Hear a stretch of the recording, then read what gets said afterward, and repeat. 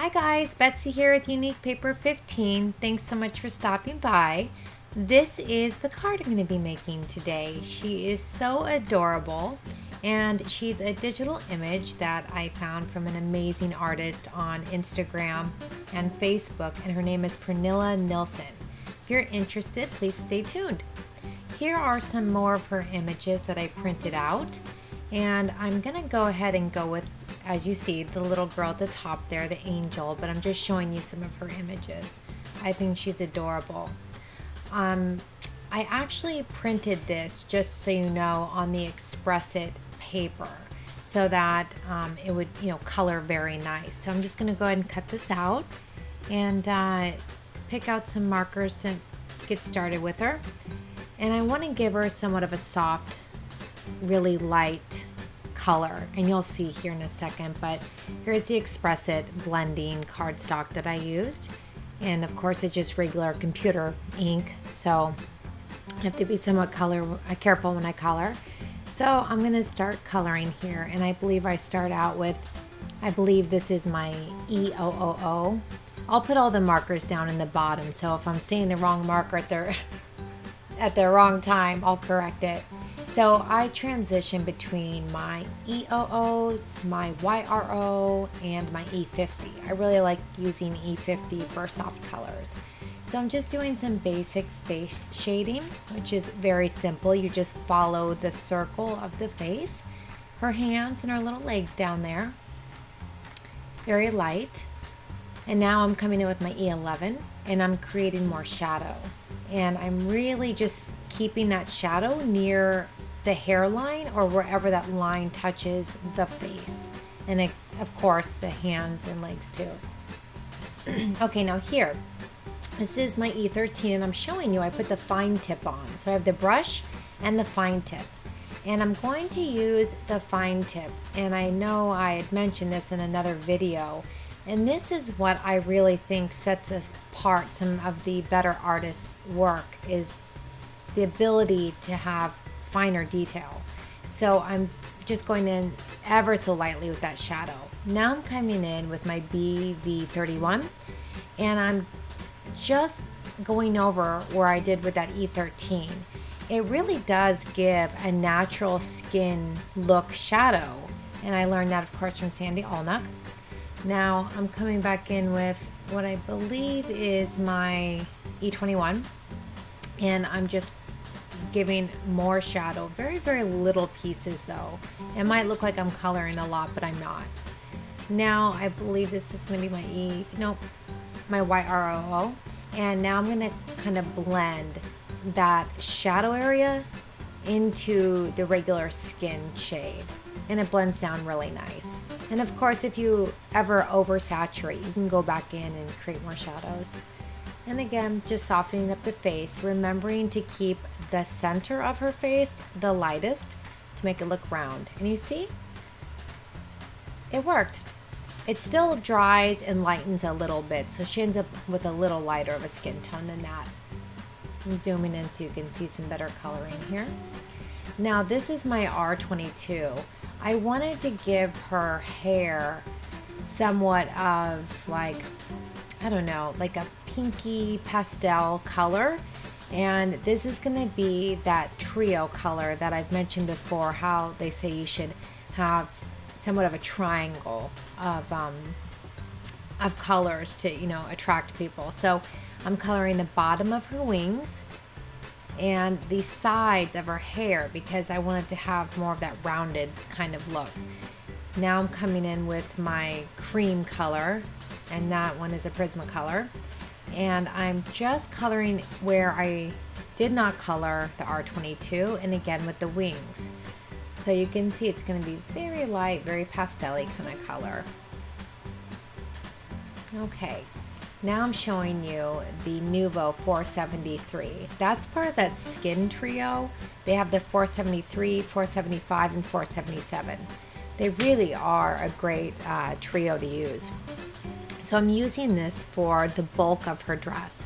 It's very similar to the E50 of the Copic, and I like to keep a little scratch pad on the side just to make sure the ink is exactly what I want to use before I put it on the image. So now I'm coming back to the E50, and I'm going to go over her hair and blend those two colors and the wings. Okay, now, now I'm coming in with some light pink. I believe this is my Ballet pink. Again, Prismacolor, and I'll link it down below. And I'm just lightening up the edges of that R22, so where it meets that E50 and that cream color, it's a softer transition. Same thing with the wings and the hair, and there you go. There's the heart. That's that triangle. So you have the hair, the wings, and the heart. So just coming back in, softening it up to where it looks like her hair literally has this gradient of color. And the wings. And I'm just hitting everything on the bottom side, as you see. So it's like my light source is kind of, you know, directly above the image there. Makes it nice and easy. Coming back in with that R22 because some of the image, you know, some of the part lightened up too much. And that's very common. You know, you just come back in and darken it up a little bit.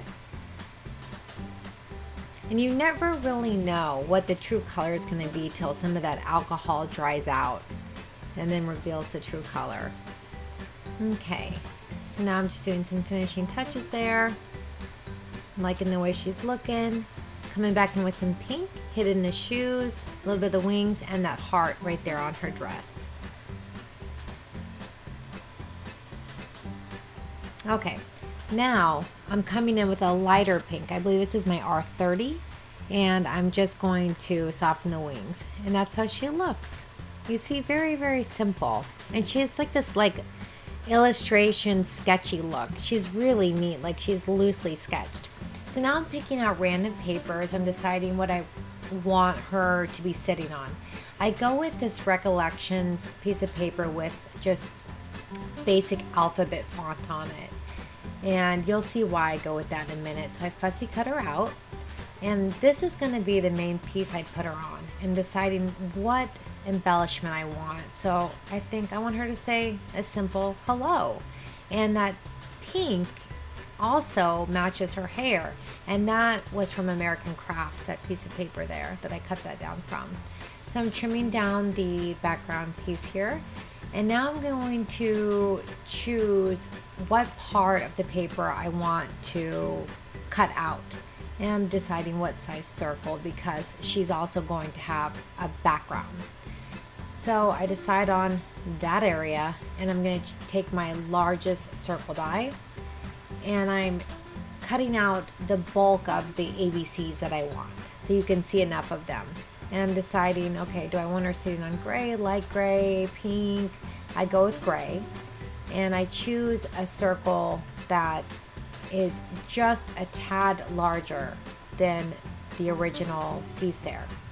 Now I didn't like that, so I take a smaller circle from a different set because they are a little bit different, and I cut down that alphabet circle so that the gray border would be, you know, more so than just a thin border. So it's a little thicker there. Now I know I want her on this beautiful corally pink color because it matches her hair. So I choose a piece, and I take out my Ellen Hudson stitched dies, and I just cover the whole entire piece, make sure it's as straight as possible, and emboss it.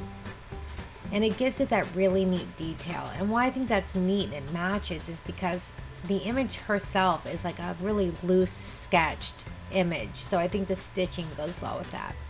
So I picked this light gray, like really light gray background paper cardstock, and I just trim it down. And I don't always go by numbers, I just go by sight, what I think looks nice.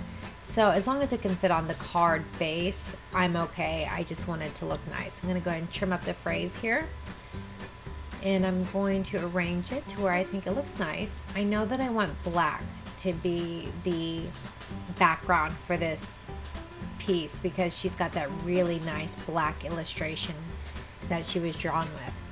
So I go ahead and line that up and make sure it looks nice. Of course, get rid of those frays. Trim it down a little more. Now I'm just playing around, seeing what organization. Now here comes the card base. Again, this is 110-pound white cardstock. I get it from JOANN's. Great price. Now, this typewriter cardstock, I got this a long time ago, I believe from Hallmark Scrapbook. And I love this paper, but I use it more so in this fashion to where I cut out the typewriters because the bulk of them, the paper is empty, so it leaves it open to put your own message in there. And some of those cardstocks are really good for things like this.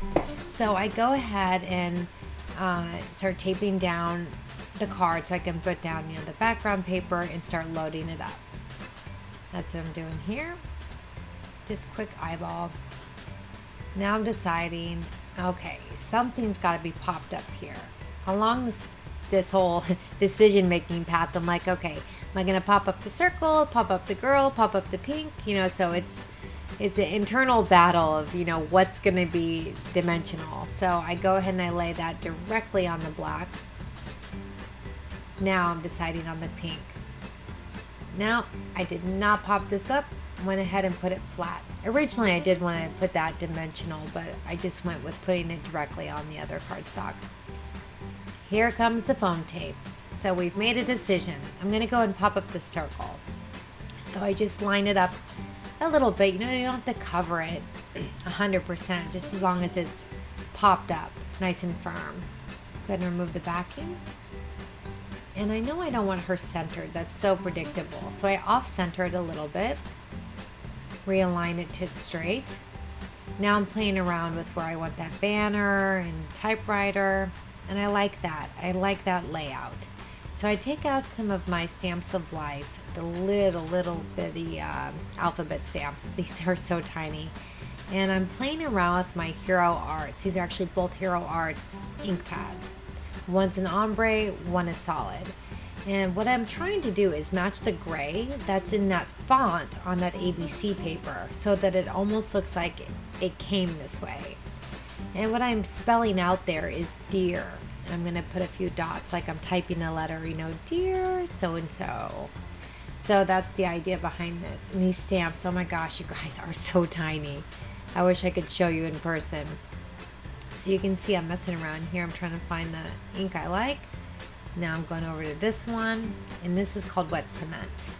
And there we go.